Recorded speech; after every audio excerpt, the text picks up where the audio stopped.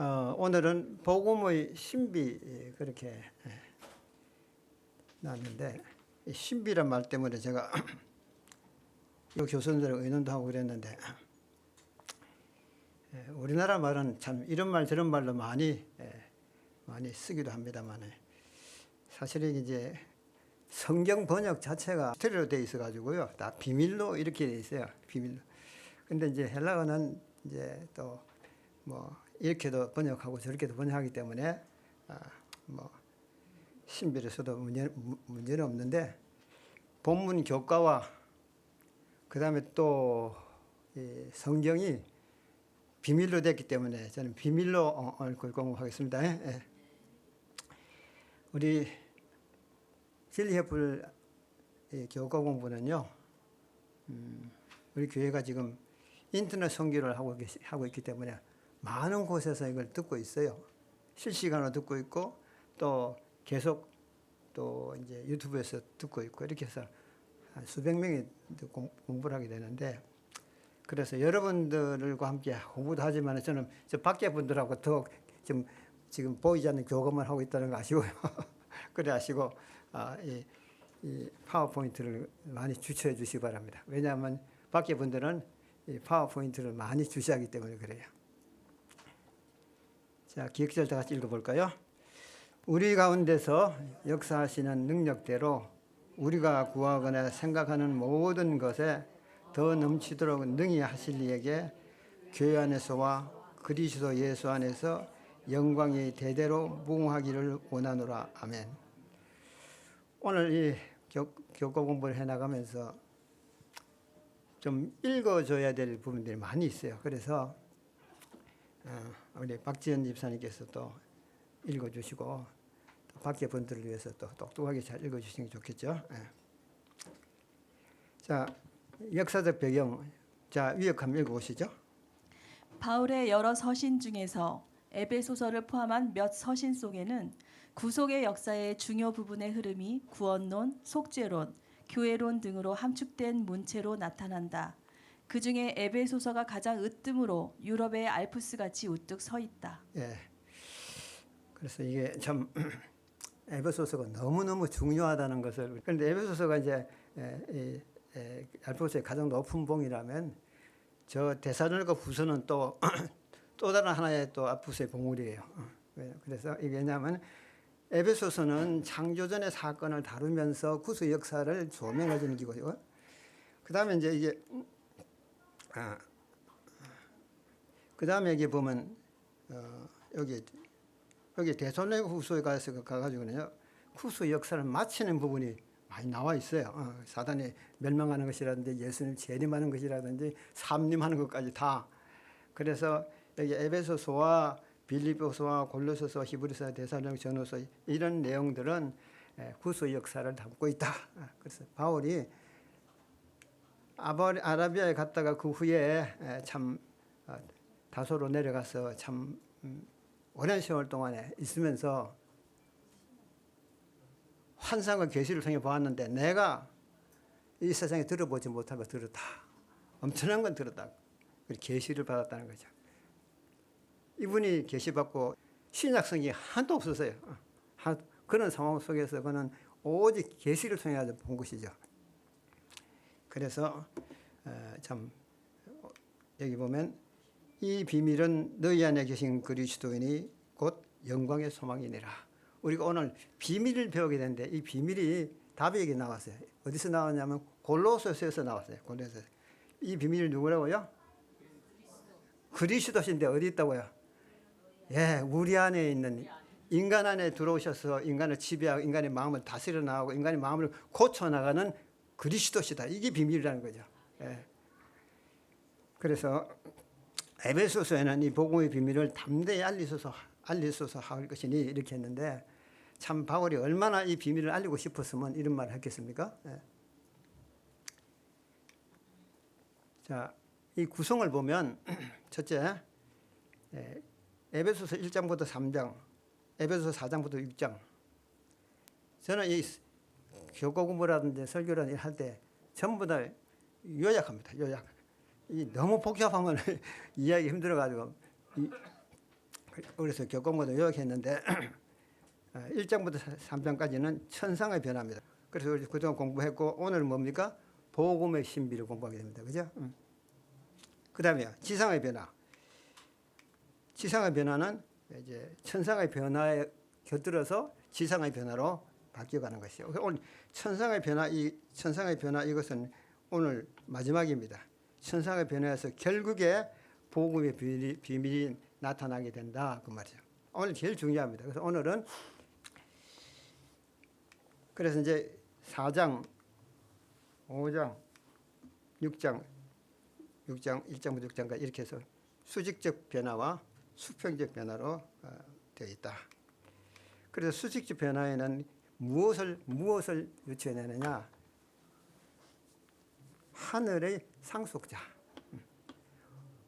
상속자 말이 나오면 뭐 닿는 거 없습니까? 예? 하늘에 왜 상속자가 생기냐 이 말이죠. 뭘 상속해 주시려는 그 말이죠. 예? 이게 비밀이라는 겁니다. 비밀. 그래서 이 상속자라는 것을 우리에게 만드시기 위해서 하나님께서 우리에게 뭘 하냐면은 사랑으로 인했던 교회를 만드시는데 여기서 많은 변화들이 일어나는데 하나님께서 요구하시는 그 변화를 이 교회에서 만들어낸다는 거죠. 교회에서. 그 에베소서는 하나님께서 원하시는 교회를 만들어내는 과정이다. 이렇게 보면 되겠습니다. 여기 1장에서 3장 끝나고 나는 즈음에 4장으로 넘어갈 때 그러므로 1장에서 3장까지 여러분들 배운 것처럼 하늘의 상속자가 이렇게 진행되어 가는 것처럼 하늘의 비밀이 공개되는 것처럼 다 그러므로 하면서 이제 지상의 변화로 넘어가게 되는 것이죠.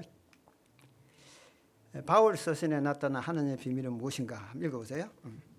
에베소서 3장 3절로 4절 곧 계시로 내게 비밀을 알게 하신 것은 내가 먼저 간단히 기록함과 같으니 그것을 읽으면 내가 그리스도의 비밀을 깨달은 것을 너희가 알 수 있으리라. 에베소 1장 9절 그 뜻의 비밀을 우리에게 알리신 것이요 그의 기뻐하심을 따라 그리스도 안에서 때가 찬 경륜을 위하여 예정하신 것이니 에베소 3장 9절 영원부터 만물을 창조하신 하나님 속에 감추어졌던 비밀의 경륜이 어떠한 것을 드러내게 하려 하심이라. 에베소 6장 19절 나로 입을 열어 복음의 비밀을 담대히 알리게 하옵소서 할 것이니. 여기 지금 중에서 가장 중요한 부분이 그 뜻의 비밀, 그 다음에 이 비밀이 영원 전부터 하나님 안에 감추었던 것이다 그랬거든요. 영원 전부터 이 비밀이 하나님 저희 감추었던 것이다. 그래서 영원 전부터 그랬으니까 중요합니다. 영원 전부터 만세 전부터 감추어진 비밀이라 그러잖아요. 만세 전부터 여기 보면요, 여기 봐요. 그렇기 때문에 만세 전부터 감추어진 비밀을 먼저 연구해야 돼. 하나님의 비밀이 뭔지를 연구해야 구속 역사가 나오고 구속 역사의 토대 위에 에베소서를 풀어나가야 제대로 이해가 됩니다. 예? 그 하나님의 비밀이 뭔가 무엇인 것 같아요? 아까 답이 약간 나왔었는데 너희 안에 계신 그리스도니 영광의 소망이니라 이 답이 나왔어요. 그런데 이것이 언제부터 세워진 계획이라고요? 만세전부터. 만세전부터 왜 그리스도가 하나님의 비밀이냐? 그거 잠깐 설명드리겠습니다. 아시는 대로. 밖에서 들으시는 참 개신교에서 계시는 분들 많이 있는데 이분들은 사실 조금 이 분야에 있어서는 좀 더 깊이 연구들을 서로 해야 되기 때문에 제가 말씀드리는 것입니다. 하나님의 법, 하나님 법입니다. 그죠? 하나님 법. 하나님께서는 하나님의 법, 율법의 테두리 안에서 창조 사업을 진행해 오십니다. 하나님이 창조 사업을 안 하시면 어떻게 될까요? 하나님은 창조 사업을 안 하시면 하나님이 아니에요. 왜냐하면 창조 사업은 창조와 함께 유지를 같이 하기 때문에 지금도요 하나님이 일하시니 나도 일한다 했듯이 하나님께서는 이 유지 창조물들을 유지해 나가는 그 일을 지금도 계속 하십니다. 그런데 피조물을 만들어 나가신 인적 존재들을 만들어 나가실 때에 의지의 자유를 주지 아니하면 어떻게 될까요? 하나님 법을 지켜야만 돼. 이렇게 하면 어떨까요? 강제하는 것이죠, 그냥. 그러면 그렇게 하면 된다면은 그거는 하나님은 사랑의 하나님이 아니잖아요. 예, 안 되죠. 그러면 만약에 죄를 지으면 또 어떻게 될까요? 의지의 자유를 주어가지고 마음대로 해야 돼. 죄를 짓도록 해버리면 어떻게 될까요? 그거는 어떻게 돼요? 하나님 거기 공의의 적용을 받아야 돼요. 뭐 어쩔 수 없어요, 그는. 공의의 적용을 받아서 그 죄진 영혼들을 만일에 하나님께서 처리하신다면 어떻게 될까요? 또 무슨 일이 날까요? 하나님 사랑 하나님이셔야 되니 또 우리를 이렇게 처리하십니까? 그렇게 공의를 적용하면 사랑이 무너지고 사랑을 적용하면 뭐가 무너지고요? 공의가 무너지고 아주 이거는 밸런스가 우리 인생들의 생각과는 도저히 맞지 않는 거죠. 그런데 그것은 지금도 법무부에 가면 적용을 하고 있어요. 대한민국 법도요. 법무부가 뭐인 줄 압니까? 이거 있잖아요, 이거요. 요거요. 이건 뭡니까? 공의와 자비. 우리나라 법도 공의와 자비에 딱 이렇게 써 있어요. 절대 치우치면 안 됩니다. 하나님 법도 마찬가지예요. 자, 만일에 그러면 루스벨이 항상 의문한 거죠. 하나님, 공의와 자비가 하나님 법의 기준이라 그러는데 만일에 그러면 죄를 범하면 어떻게 할 겁니까? 그럼 어떻게 할 겁니까? 어떻게 일을 처리하시려고 합니까? 그것이 하나님의 위험이에요. 위험. 하나님 위험이 있을까요? 하나님의 리스크를 갖고 계신데 무슨 리스크입니까? 공의의 적용이 자비의 적용하는 데 있어가지고 이것을 좋아하게 어떻게 하시려고 하십니까? 이 말이에요. 그럼 하나님께서는 만일에 우리가 창조사업을 해나가다가 만일에 피조물이 만일에 죄를 든다면 이걸 처리하는 일이 있어서 대책이 있어야 되잖아요. 그 대책을 가지고 하나님께서 고민하시다가 결국에 삼위 하나님 한 분이 그러면 그 법을 범한 문제를 내가 해결하겠습니다. 이건 누굽니까? 예수 그리스도예요. 성자 하나님이세요. 내가 맡고 내가 그 죄를 담당하고 하나님의 공의를 시옵시다 하는 걸. 그러니까 하나님 세 분 하나님 중에서 자기를 비우시고 자원해서 인생들을 위해서 피조물을 위해서 죽겠다고 자원하신 분이 예수 그리스도십니다. 자, 그러면 해결났어요, 하나님께서. 왜냐하면 창조사업을 할 수 있습니다. 계속. 왜냐하면 죄를 지어도 대책이 써 있기 때문에. 그래서 이제 결국에 이것이 하나님 안에 있는 비밀입니다. 만일에 인생들 죄를 짓는다면 하나님의 아들이 담당하기로 하고 이제 대책을 세워놨기 때문에 하나님은 그것을 하나님의 비밀로 만세전부터 그래서 창조사업 해왔다. 요 밑에 읽으세요. 하나님의 사랑은 그분의 자비에 못지않게 그분의 공의에도 표현되어 있다. 공의는 그분의 보좌의 초석이며 그분의 사랑의 열매이다. 하나님의 계획에는 이것들이 서로 분리될 수 없도록 단단히 결합되어 있으므로 전자는 후자 없이 존재할 수 없다는 사실을 그리스도께서 보여주셨다. 시대 소망은 760.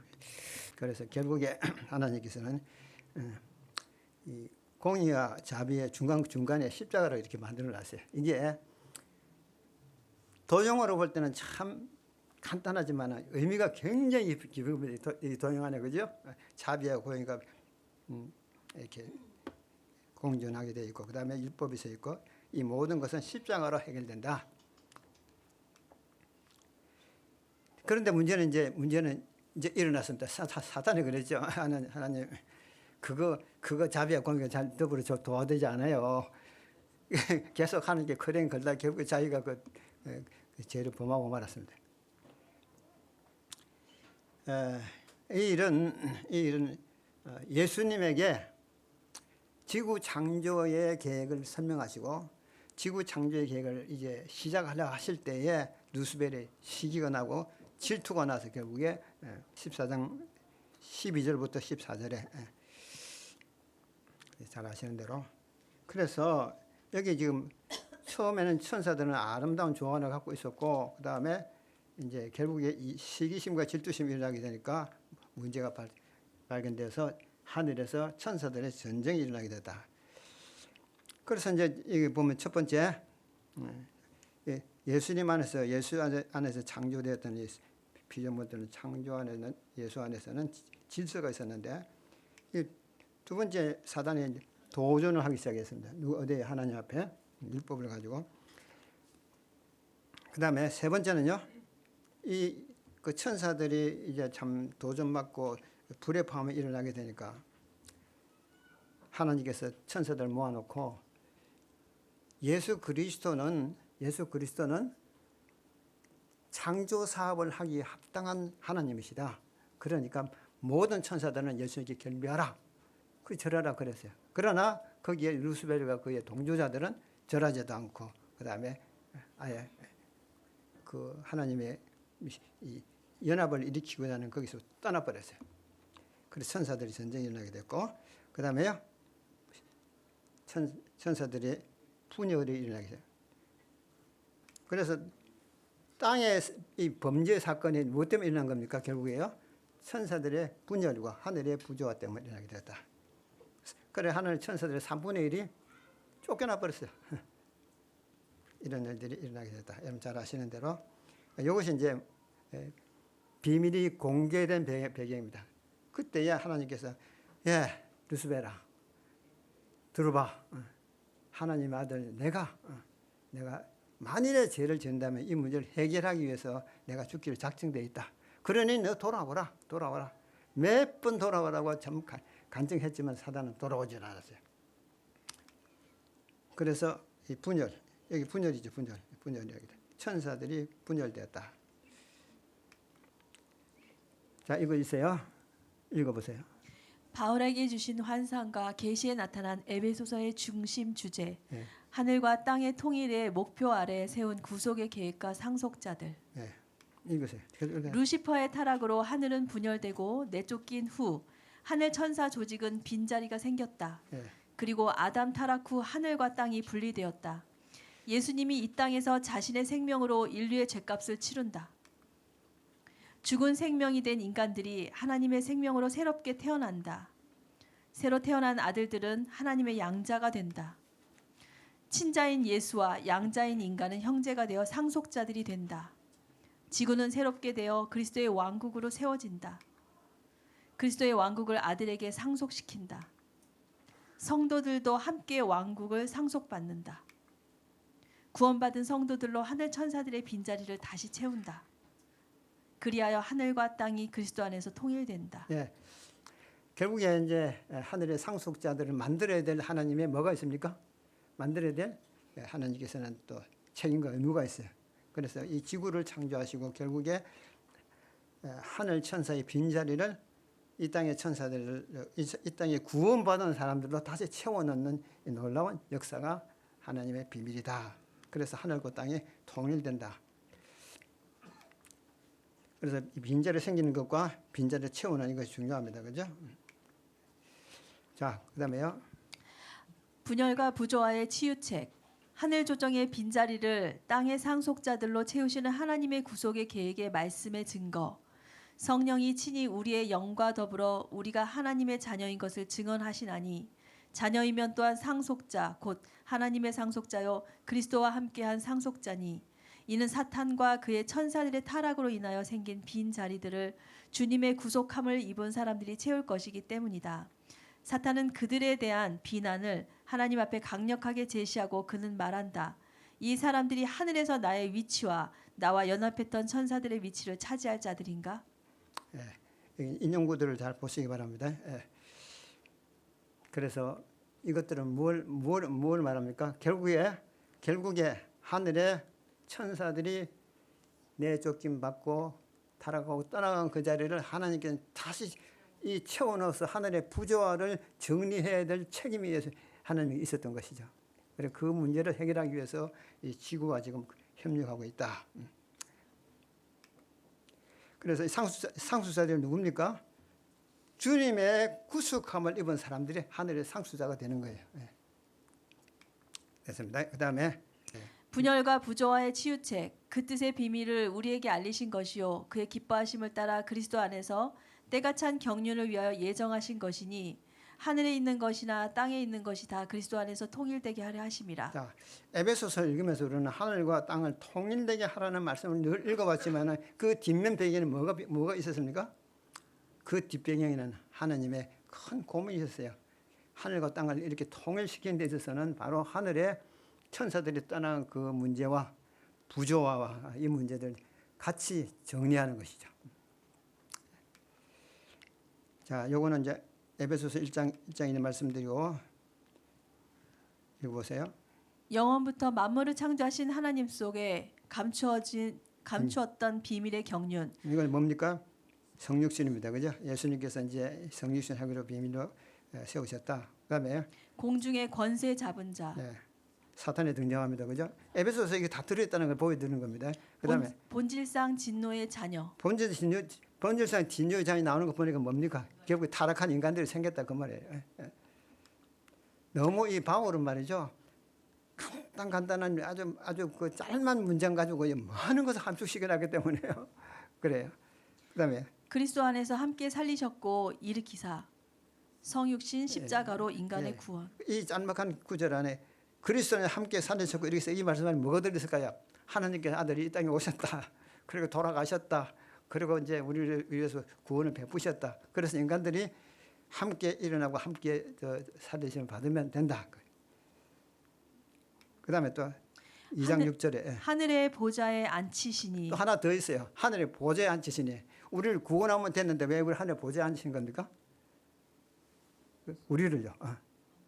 그게 이제 하늘의 빈 자리를 채우는 하나의 그런 문제가 있는 것이죠. 성령 상속자의 보증. 천사들의 빈자리와 그리스도의 모든 것을 함께 상속받음. 우리가 상속받을 이유가 뭐 있습니까? 예수 함께 상속받으니 같이 받는 건데 받을 이유가 있습니까? 하나님의 모든 문제를 이 땅에 있는 교회가 같이 해결하기 위한 하나님의 방법이죠. 그걸 갖다 우리는 하도 믿지 못하니까 하나님께서 성령으로 보증해 주신 겁니다. 삼위 한 분께서. 그래서 상속자의 영광의 풍성함. 너무나 이 상속받는 우리가 너무나 엄청난 거 상속받아 버리고요. 보좌, 영원한 생명, 그다음에 또 하늘의 모든 또 번석과 함께 이런 모든 것들을 받으니 너무 우리가 감격해 가지고요. 하나님은 영광을 찬송하는 자리 된다. 하늘과 땅이 통일되게. 하늘과 땅이 통일되는 겁니다. 그래서 이 중요한 요 밑에 에베소 2장 6절부터 에베소 1장 10절까지가 중요하다. 자, 일요일서지 이방인을 위하여 갇힌 자 바울. 그거 읽으세요. 바울은 그가 비록 로마의 포로가 되어 그 권위 아래 있는 것처럼 보이지만 실제 그의 삶에는 더 깊고 신성한 목적이 있다. 그는 로마의 포로가 아니라 그리스도 예수의 포로이다. 월요일서지.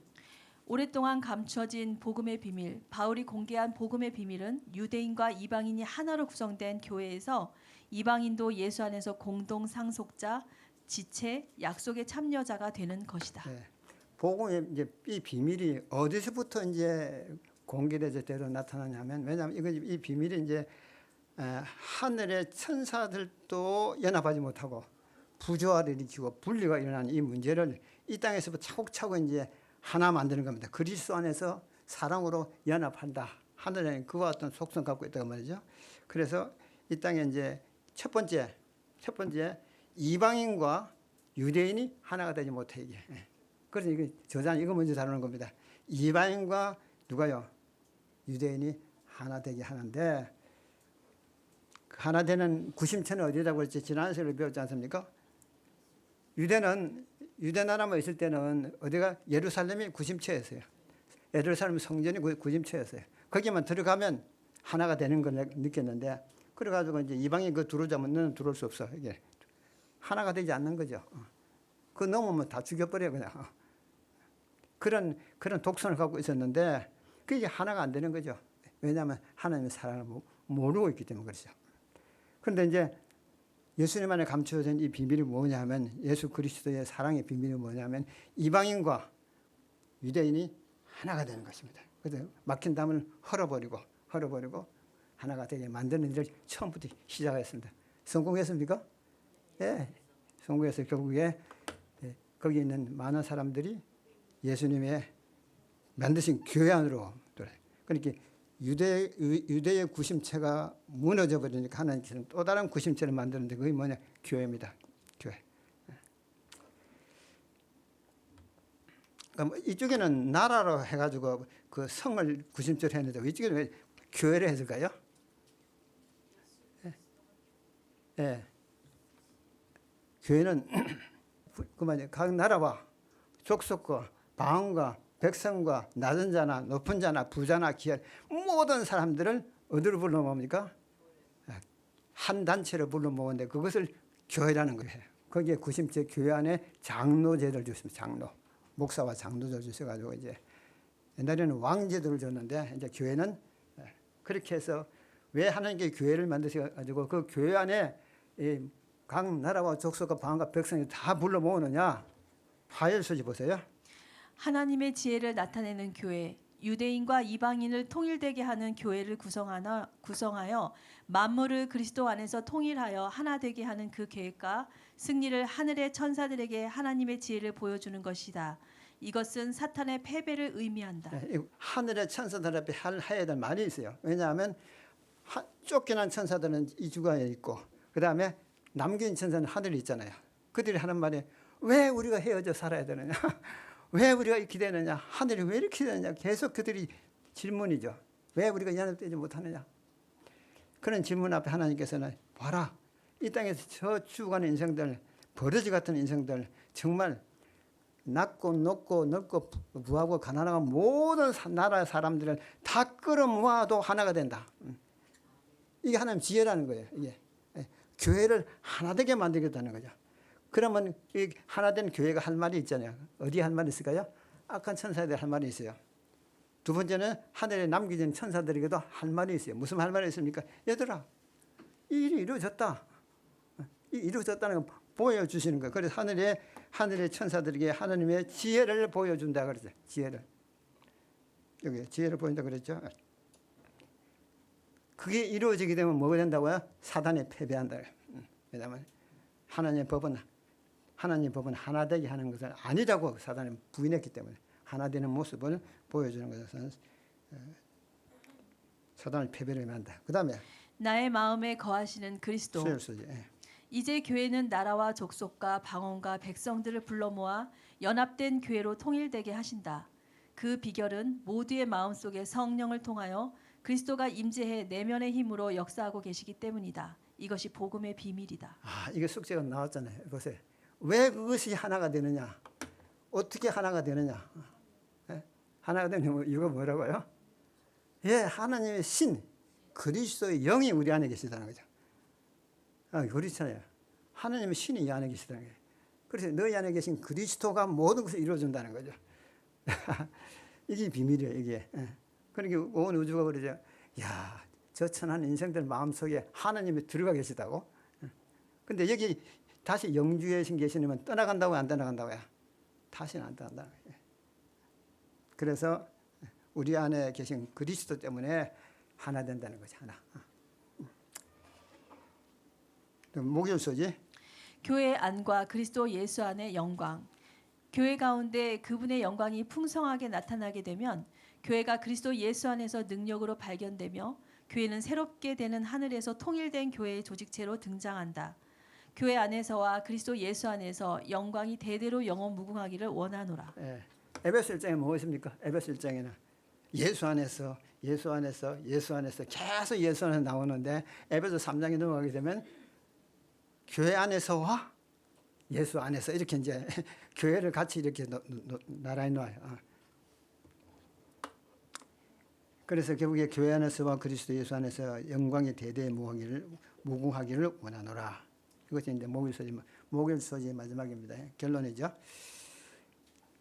그 다음에 에베소 1장에서 3장의 그리스도 안에서의 통일의 연구 진행. 요거 이제 요 차트가 지금 가장 이제 중요한 키 포인트입니다. 자, 에베소 2장 16절. 이스라엘과 예수를 하나 되게 통일했습니다. 첫째요. 이루어졌습니다. 그죠? 두 번째는요. 친자와 양자가 하나 되는 거죠. 예수님은 친자입니까? 네, 하나님 아들 친자고. 그 다음에 우리는요 양자인데 그리스도 안에서 통일된다. 이것이 지금 이루어졌어요. 그 다음에 세 번째는요 하나된 교회 안에 양자된 이분들을 통해서 나라와 족속과 방언과 백성의 모든 사람들을 모아서 하나된 교회를 만든다 이 말이죠. 에베소서는 그걸 설명하는 거죠. 가능합니까? 안 가능합니까? 가능해요. 이게 가능하다는 것을 우리가 또 공부하겠죠. 그 다음에 그래 돼버리면 하늘의 상속자의 자격을 얻게 된다는 거죠. 하늘의 상속자. 그래서 하늘 정부와 땅의 교회가 뭐가 됩니까? 우주 안에 그리스도로 하나 돼 버립니다. 그러면 이 하나된 이 사람들이 뭘 하면 될까요? 하나님께서 아까 여기 3분의 1이 떠나버렸잖아요. 3분의 1 떠나는 이 자리를 하나님의 요 구속받은 이 사람을 통해 가지고 채워 넣는 것인데 떠나간 자리는 하나님의 근심입니다. 예, 여기 보세요. 하나님의 근심이에요. 지금도. 근데 떠나간 천사들의 자리를 땅의 상속자들로 채우시며 그들은 하나님의 기쁨이시다. 예? 이해됐죠? 예. 그래서 이것을 가지고 새롭게 세워진 그리스도의 나라다. 예. 요한계시록에 나옵니다. 그죠? 이 세상 나라가 그리스도의 나라가 되어 그랬거든요. 예. 그 하늘과 땅이 통일된 나라입니다. 예. 그래서 그 비결은 뭐냐? 여보요. 이 비밀은 너희 안에 계신 그리스도의 영광의 소망이니라. 이 우리 안에 계신 그리스도가 이 모든 것을 통합시켜야 된다. 여러분 이 차트를 집에 가서 잘 연구하세요. 하세요. 이 강의는 다음 화요일 날 여러분 다 이제 교회 올려 드릴 테니까 보시고 다시. 자, 그다음에 우주가 그리스도의 교회의 조직 체계로 다스려진다. 예, 이제 교회가 승리해 가지고 결국에 우주가 하늘과 땅이 하나 되기 때문에 이제는 하나님께서 이 우주에서 교회를 높입니다. 조직 체계도 바뀌어져 버립니다. 하나님께서는 교회를 영원한 미덕, 많은 세대의 기쁨으로 삼으실 것이다. 여기 미덕이란 말을 내가 아주 연애신에서 봤는데 미덕이 뭐예요? 예? 아름다운 덕성, 예? 풍성 말하는 것이죠. 예? 교회, 이 교회에서 구성된 우리 모든 사람들의 품성들이 미덕이 많은 세대의 기쁨을 삼으실 것이다. 그 교회는 영원할 것이다 말이죠.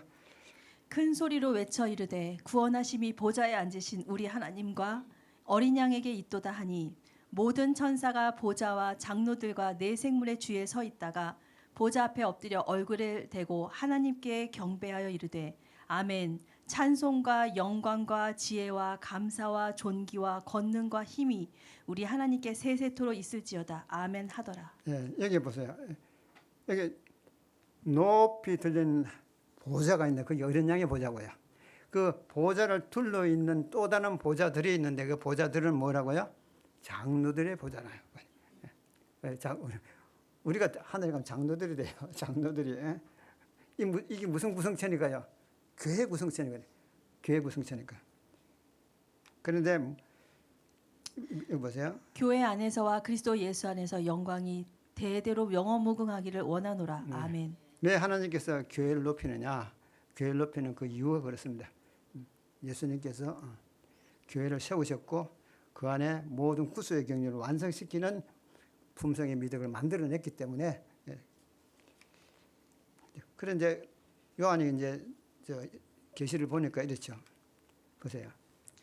보라 하늘의 보좌를 베풀었고 또 보좌에 둘러 24 보좌들이 있고 그 보좌들 위에 24 장로들이 흰 옷을 입고 머리에 금관을 쓰고 앉았더라. 보좌에 앉으신 이와 어린 양에게 찬송과 존귀와 영광과 권능을 세세토록 돌릴지어다 하니.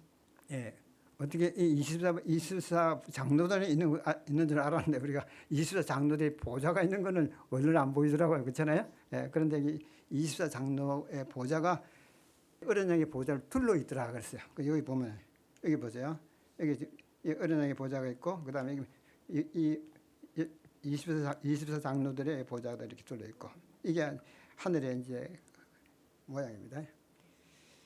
그래서 어린 양의 보좌가 있고 그다음에 24장로의 보좌들 둘러 있다. 이 모양이 앞으로 이제 하늘에서 구성해 하늘나라의 우리는 구성원들이고 그다음에 권세들이 되는 것이고 어린 양과 함께 많은 거니까 그래서 이제 교회 안에서와 그리스도 예수 안에서 영광이 대대의 무광이를 원하노라. 에베소서 3장이 끈뜨머리에 에베소서는요 1장부터 3장까지 이 모든 문제가 나오는데 1장에서 기도가 나오고 마지막 3장 끈뜨머리에 두 기도도 기도가 나오는데 이 두 기도의 마지막에 첫 기도에서는 예수 안에서 계속 예수 안에서 나와요. 그 마지막 기도에서 뭐가 나와요? 교회 안에서와 그리스도 예수 안에 둘 이래. 그렇다고 저자는 이거 동등은 아니다. 동등은 아니다. 왜냐하면 교회와 예수 그리스도는 동등할 수는 없어요. 그러나 교회 안에 구성원들 마음 속에 그리스도가 계시기 때문에 이렇게 했다는 걸 말씀하시더라고요. 예. 자, 이건 이해됐죠? 넘어갑니다. 하늘과의 수직적 관계에 대한 권면을 마치면서 드린 바울의 기도. 이러므로 내가 하늘과 땅에 있는 각 족속에게 이름을 주신 아버지 앞에 무릎을 꿇고 비노니 그의 영광의 풍성함을 따라 그의 성령으로 말미암아 너희 속사람을 능력으로 강건하게 하시오며 믿음으로 말미암아 그리스도께서 너희 마음에 계시게 하시옵고 너희가 사랑 가운데서 뿌리가 박히고 터가 굳어져서 능히 모든 성도와 함께 지식에 넘치는 그리스도의 사랑을 알고 그 너비와 길이와 높이와 깊이가 어떠함을 깨달아 하나님의 모든 충만하신 것으로 너희에게 충만하게 하시기를 구하노라. 우리 가운데서 역사하시는 능력대로 우리가 구하거나 생각하는 모든 것에 더 넘치도록 능히 하실 이에게 교회 안에서와 그리스도 예수 안에서 영광이 대대로 영원무궁하기를 원하노라. 아멘. 아멘. 네. 에베소서 3장 14절에서 21절. 넘어갑니다. 자, 이제부터 일월화수목 이제 우리가 교과의 내용을 그대로 이제 다시 한번 답습을 하겠는데 시간이 많지 않기 때문에 7, 8분 남았으니까요. 요거 잠깐 보고 넘어가도록. 이것을 이해하시려면 아까 이제 강의 드린 내용들 다시 한번 보시고 집에 가셔가지고 다음 유튜브 보실 때 이 화면들을 정지하면 보셔가지고 읽으시라고요. 다시 한번. 이제 1월 써집니다. 아까 그 내용 그대로면 되거든요. 그죠? 안 읽어도 되거든요. 일단 읽은 것이니까요. 그 다음에 월요일 써지. 읽으세요. 오랫동안 감춰진 복음의 비밀 이는 이방인들이 복음으로 말미암아 그리스도 예수 안에서 함께 상속자가 되고 함께 지체가 되고 함께 약속에 참여하는 자가 됨이라. 됐습니다. 복음의 비밀이 이방인에게 어떤 능력을 나타내는가? 이게 보니까 결국에 어떤 능력이 나타나냐면 이방인도 공동 상속자와 지체가 되어 약속에 참여하는 자가 된다. 이 일을 이루어내는 거죠. 누가고요? 이방인도. 그다음에 화요일 소재는 하나님의 지혜를 나타내는 교회. 이는 이제 교회로 말미암아 하늘에 있는 통치자들과 권세들에게 하나님의 각종 지혜를 알게 하려 하심이니. 이 내용을 여러분 잘 습고 읽으셔야 합니다. 하늘에 있는 통치자와 권세들에게 이 말의 의미가 하늘의 선한 천사들뿐만 아니라 하늘을 떠나간 악한 천사들에게도 하나 기울인 교훈이다. 그렇게 말합니다. 그래서 뭘 하나님의 각종 지혜를 왜 알게 어찌 알게 하느냐? 하나님께서 이렇게 온 인류를 하나로 연합시키는 능력이 있다는 걸 보여주시는 것이죠. 자, 그다음 밑에 거 한때 분열된 이거 보세요. 밑에. 한때 매우 분열되었던 유대인과 이방인을 연합하게 하는 예증은 하늘에 있는 통치자들과 권세들에게 만물을 그 안에서 통일하여 하늘에 있는 것들과 땅에 있는 것들을 하나 되게 하시려는 하나님의 미래 계획에 대한 분명한 선언이 된다. 반면에 이것은 루시퍼의 타락으로 분열된 하늘 천사들에게 각 나라와 족속과 방언에서 다양하게 모인 교회의 일원들이 그리스도의 복음으로 하나됨을 만들어내므로 하나님의 지혜에 알리는 희망을 준다. 네, 이해하셨죠? 네. 하나님 지혜를 나타내는 교회입니다. 그다음 수요일 소지. 나의 마음에 거하시는 그리스도 믿음으로 말미암아 그리스도께서 너희 마음에 계시게 하시옵고. 그리스도께서 나의 마음에 거하신 증거는 무엇인가? 가장 중요한 1번입니다. 1번 읽어보세요. 하나님의 비밀이 이루어지는 최종 종착지는 그리스도가 인간의 마음 안에서 영원히 영주하는 것이다. 하늘과 땅에 있는 모든 가족들이 아버지에게 속한다. 네, 이것이 이제 비밀의 기밀이 이루어지는 결과입니다. 그죠? 그다음 2번 3번 읽어보세요. 그리스도를 통한 성령의 임재의 내면의 힘이 연합의 힘으로 작용한다. 그리스도와의 내적 친밀감이 고조된다. 안정되고 안전한 영적 정체성으로 특정 지어진 풍성한 영적 경험이 일어난다. 그리스도의 사랑을 아는 일에 말씀으로의 깨달음과 그 명상의 너비와 길이와 높이와 깊이가 무한대로 커진다. 예. 네. 나의 마음에 거하시는 그리스도, 이것이 우리 오늘 교과의 중심입니다. 그죠? 네. 목적인 교회 안에서와 그리스도 예수 안에서 영광, 교회 안에서와 그리스도 예수 안에서 영광이 대대로 영원무궁하기를 원하노라. 유대인과 이방인의 교회 안에서 하나 될 때 어떤 영적 힘을 얻을 수 있는가, 그렇게 해놨는데 이 밑에 이 내용들을 쭉 읽어보시면 알 수 있겠다. 시간이 될 것 같으면 읽어보세요.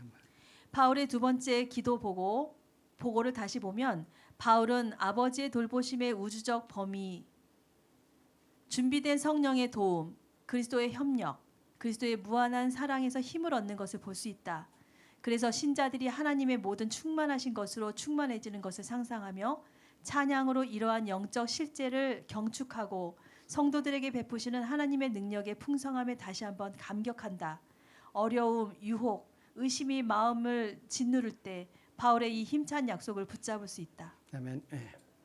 이것이 우리에게 주시는 하나님의 능력의 힘입니다. 그죠? 자, 모두 다 지났고요. 더 깊은 연구를 위해서 어떻게 우리의 위축된 영적 상태를 에베소서 3장 14절로 19절의 말씀이 보여주는 특권인 지식의 충만함과 조화시킬 수 있겠는가? 은혜 안에서 성장할 수 있는 모든 영적 현세적 유익을 누리고 있는 우리가 그 기회를 활용하지 않는다면 하늘이 어떻게 우리를 도울 수 있겠는가? 사도는 우리를 애타게 하거나 속이거나 괜한 기대치를 높여서 실제의 경험에서 실망하게 하려고 이 말씀을 기록한 것이 아니다. 사도는 우리가 하나님 나라의 상속자가 되려면 어떤 사람이 될 수 있으며 되어야 하는지를 보여주기 위해 이 말씀을 기록했다. 위축된 경험만 가지고 있다면 어떻게 하나님과 함께 일하는 일꾼이 될 수 있겠는가? 하이프의 말씀입니다. 우리는 그리스도인의 특권에 대한 지식을 가지고 있으며 주께서 우리가 갖기를 원하시는 하나님의 부름에 대한 깊고 영적인 이해를 추구해야 한다. 우리는 정말 성경을 믿는가? 우리는 이 말씀에서 제시된 하나님의 지식을 얻을 수 있다고 믿는가? 우리는 하나님의 입에서 나오는 모든 말씀을 믿는가? 선지자와 사도들 그리고 그리스도 모든 빛과 축복의 근원이시며 그 안에 모든 풍요와 충만함이 거하시는 예수 그리스도가 하신 말씀을 믿는가? 우리는 하나님과 그분의 아들을 정말로 믿고 있는가? 이 질문에 여러분 마음속으로 대답하시기 바랍니다. 정말 우리가 믿고 있습니다. 그렇게 에베소서를 공부하면서 우리는 놀라운 주님의 경륜을 배웠었기 때문에 우리는 모든 것을 믿습니다. 이렇게 대답하는 것이 우리의 간증이 되어야 된다. 그래 볼 수 있겠습니다. 시간이 돼서 이제 마치겠습니다. 기도합시다. 하늘에 계신 우리 아버지, 우리에게 에베소서를 연구할 수 있는 기회와 특권을 주셔서 감사하옵나이다.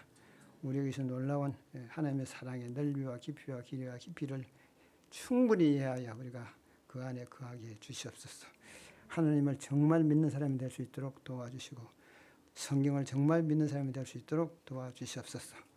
예수님의 이름으로 기도하옵나이다.